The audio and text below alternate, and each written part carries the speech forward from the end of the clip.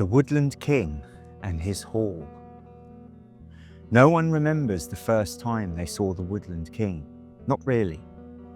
They say he's always been there, leaning on his moss-covered staff, antlers catching on the breeze, beard full of leaves and secrets, older than the oldest oak, or maybe the same age, depending on who you ask. He rules the Creepy Crawly Woods, but not with might or magic.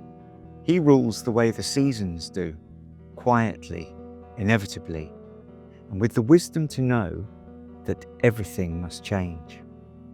And that's the trick of it. That's why the Creepy Crawly Woods still thrive, because the Woodland King understands something that most rulers forget. You don't keep the land safe by pushing people out. You keep it alive by knowing who to let in. That's why goblins live in caves, and ogres run the tavern, and fairies walk openly among the trees. That's why spiders carry news, and strange guests only ever appear at the edge of the glade with letters marked by invitation only. The king lives in a hall, if you can call it that, with his household tucked into the southwestern part of the woods. It's part tree, part home, part memory. Some of the walls are living trunks. Part of the roof is made of knitted boughs and creeping vines. Some say it shifts shape with the seasons. Others say it only seems to. It's not grand, it's not marble or brass.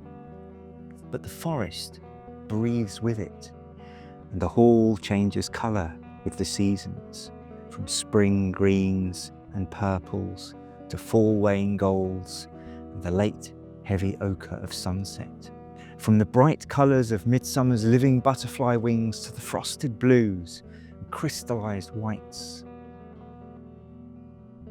Once each season, the king calls the wise together to talk, to plan, to listen.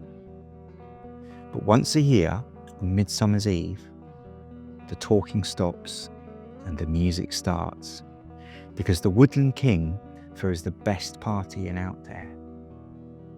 You can't sneak in, not with throaty cough guarding the gate. But if you receive an invitation, well, you'll know. The wax will be deep red, the writing in anthracite, the scent of blackberry leaf will be on the parchment. His daughter, the Woodland Princess, opens the evening wearing the half-moon mask, a tradition older than the king himself, or perhaps started by him. No one's quite sure.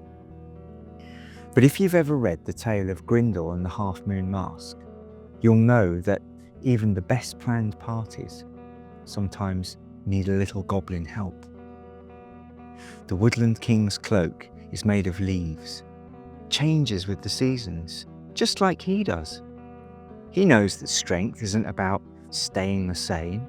It's about knowing when to bend like a willow, when to grow like ivy, when to shed like oak.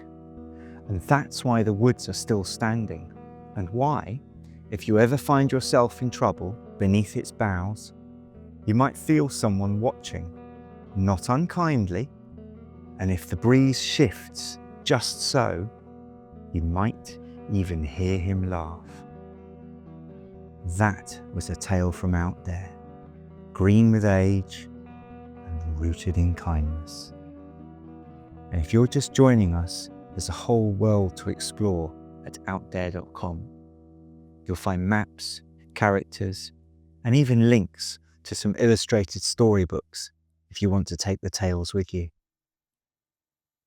Sleep well, traveller, and we'll see you next time round the fire.